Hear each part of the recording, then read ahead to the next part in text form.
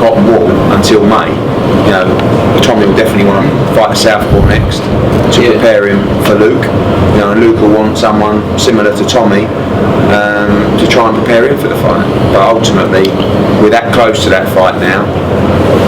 Touch wood, we're nearly there. We've both got the utmost respect for each other, but you know, through the city of Hull, you know, we're both loved, and you know, it's talked about all the time. So for our friendship, you know, we're in this to entertain the fans, and me and Tommy know the score that we're good friends, but for the business and entertainment side and the Hull fans, we want to give the Hull fans what they want. And it's a great fight. Do you know what?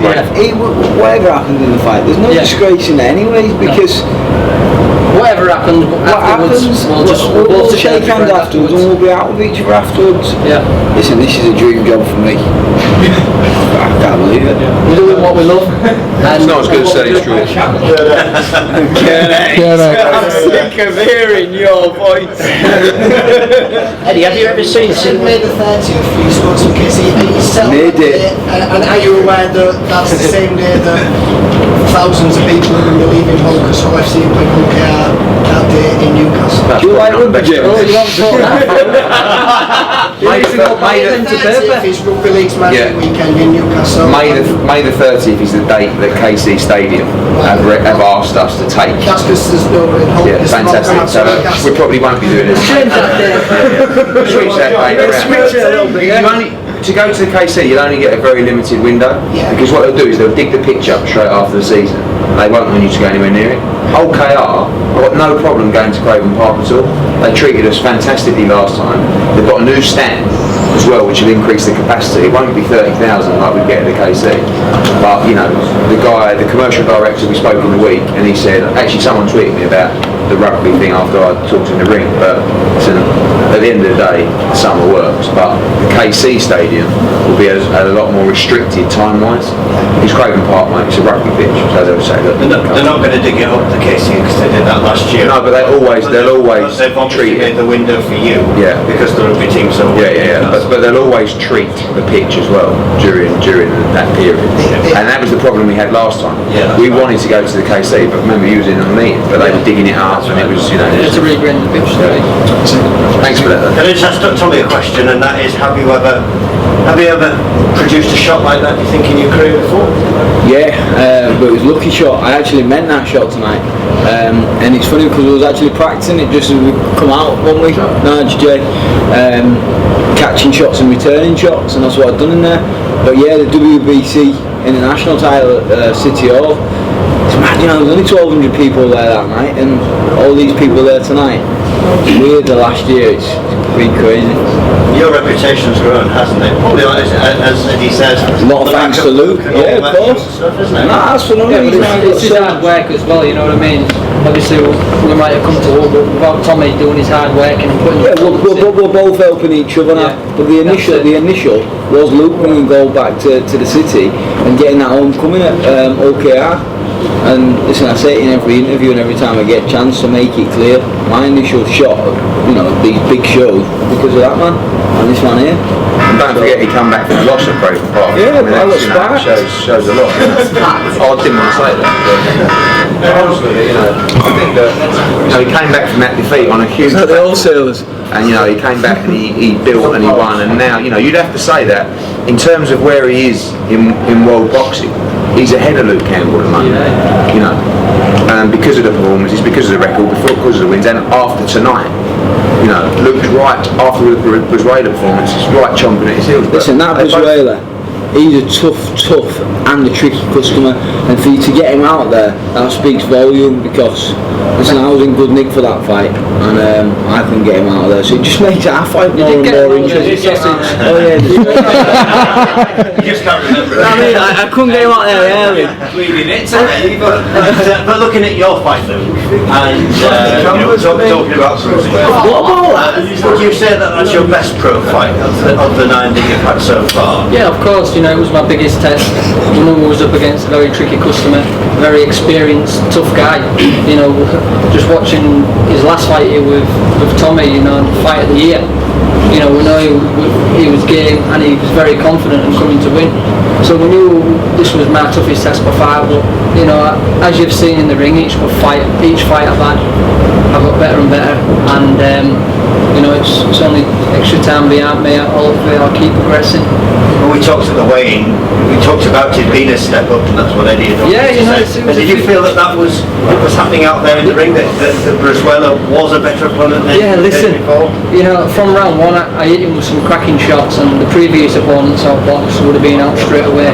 But he just nodded his head, smiled at me, and waved me on even more, saying, "Come on, let's have some more." And I thought, right, this guy's tough.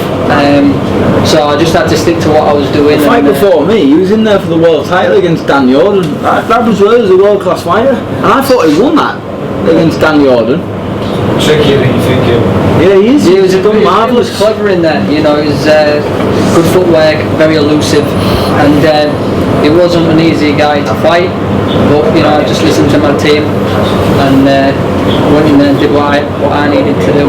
Well, very impressive, and it said with regards to Tommy, you're going to find a southpaw to fight, and Eddie says you've got to find someone like Tommy to fight. How on earth do you find someone like Tommy to fight? There's no one out there like me. There's no one out there like Tommy.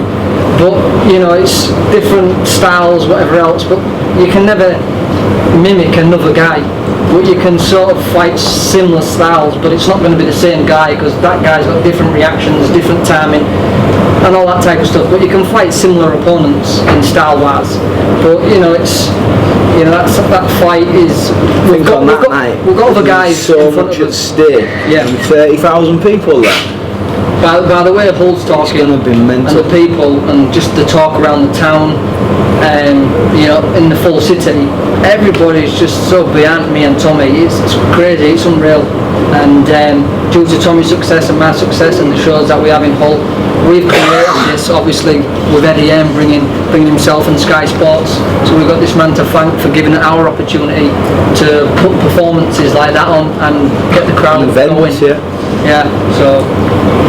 You said, you know, you put your friendship aside. When it comes to it, how difficult is that going to be? Well, we're both professional, put it that way. So it's your job, it's your duty. It's the job, duty. You know, it's like I say, we'll be friends before. When the bell rings, we'll get on with our business. When the bell goes, hundreds and hundreds of rounds together. It'll just be like that, but you know, I'll actually want to take his head off. Yeah.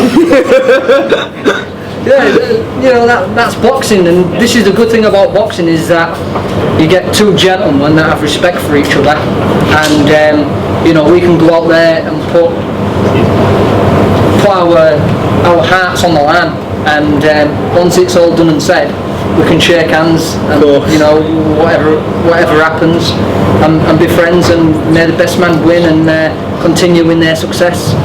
Luke, as an amateur, obviously you know, as a very good technical boxer, but your power seems to really be carrying to you as a pro. Is that come a bit of a surprise to you, or seeing you trade with Braswell at times in that fight was really impressive? No, I've always had power. I think in the last, I'm a very late maturer, you know, 27 years old, and I still feel I've got a lot more maturing. I've only just started shaving now. I remember showering with him. At St. Paul's. Is he up? You're going to tell him something I don't know? Well, he was watching me. Soap's another story. The greediest man, by the way, with towels in Australia. Right, I swear to God, mate, goes to Australia. He took all the towels and he put them under his mattress. Right? Me and Samir was sharing a towel for a week. He had about 8 towels. Yeah. Brutal, this man. Don't worry about He it. could split a penny. The only tighter man than me is this man. Oh, you're joking. You and Carl Frotch are on another level. So. I learn off Carl. That's good. Listen, you work as hard as each other. So. You know, I started reaching maturity about a year before the Olympics, which, you know, come in quite handy. You know, and in the Olympics, no one out-muscled me or out-powered me in any of my fights, and I had some very tough fights there. And as it keeps going along, I feel as though I'm keeping maturing, I keep growing, and you know, so I don't know when I'm going to stop maturing, but I still feel I've got quite a bit of maturing more to go. Obviously, I've gone up like 4 weight divisions from the Olympics as a professional, you know, and that was having 10 months out of boxing, not pigging out, just eating normal. Gone up 4 weight divisions and now settled myself at this one. I probably had to roll back a little bit, otherwise I'd have been light welter or a welter. But I brought back a bit when I was doing the dance on ice and stuff, and got back into boxing. Well, to be honest with you, after I won gold, I thought that was me, I'm retired. But you know, in them 10 months out, the passion was growing inside of me and the love for the sport, and I needed to see what I can do as a professional boxer. I did everything as an amateur, so now I'm testing myself in this game, and we love what we do at the end of the day. This is why we do it, because we love it. You know, we train like maniacs, but we do it because we love it. And the fans out there tonight, when we're sat here now with both quality victories, we're sat here saying like, this is why I do it, because of the love and respect we get from the people. I'll be honest, laying in bed before I come here, I thought, wow, do I do it? don't get me wrong. Don't get me wrong. You know, it goes through all that. phone call for Dancing with Ice, or dancing, aren't you? And just a quick one, Tom, obviously at the end of the fight, you walk around with Michael and you were shouting legend as you walked on each one in the crowd. Obviously, what's it like to sharing with someone, even if it wasn't maybe at his height, sharing with someone like Conceded? I followed that man's career from day dot, staying up till 3 in the morning when he fought the likes of Marquez. And because he's my type of fighter, he likes to get in there, have a row, I'll get stuck in, and I just love it. And then when Eddie offered me the fight, I got them butterflies straight away. And the other day when he walked into the press conference, I was like, wow, and I got the same feeling in my belly that I did when I fought Derry. Yeah, we heard it. And and I knew straight away. I think I always seem to rise, you know, when the pressure's on. I seem to, it brings the best out in me.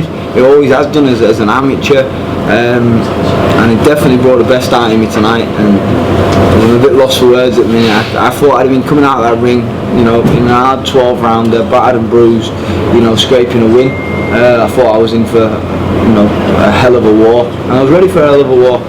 So to get rid of Michael Katsidis in the fashion that I did, I'm very, very pleased. And them fans out there, wow. One shot as well, so you know you've got some power. And you know what as well? I was happy, I saw the shot coming, and I've done what Jay and Nigel asked me, and that shows now that I'm listening and that I'm maturing, and I think I arrived tonight. I definitely did. That was my head in. Looked like Jamie come out looking like he'd been in the fight. I thought you'd done your knee. Because he goes, you know when he's like jumping around the ring and all of a sudden he sort of went down, like, yeah, you know. It's good. Unmarked. Was it second round? Second round. Second round. Fantastic. Do I get a Nice to discount? go 3 rounds more. It was good matchmaking Do now. I get a discount? What was the game plan at the time? The game plan, well, do you know what? Can we tell them now? Obviously, you know, I'd said, Jamie said, these pressure fighters, they can't go backwards, and everybody must have thought I was mad saying, right, I'm going to have a war with him. But I knew he couldn't go backwards, offset his balance, push him back, and you know, let the shots go. But the jab was the key. The jab, set everything up with the jab, and don't get bored of jabbing him. If you've got to jab him all night, just keep jabbing him. You know, it's like Mayweather. I'm not saying I'm Mayweather, by the way. I'll never be Mayweather. But he does what he has to do to win. And discipline was the key tonight, and I showed it. And I've taken away from that performance tonight. And I ain't the most confident kid in the world, I'll definitely admit that. But tonight I took a lot of confidence away from that performance because I was disciplined. And if you look on the video as I'm walking out, I'm saying everything off the jab, everything off the jab, everything off the jab. If you watch it back as I'm walking out, I wasn't thinking about all the crowd and everything. I just kept drilling that. Gone to bed on the night, drilling the game plan, what I was going to do, and imprinted it. And it worked. I'm really, really happy.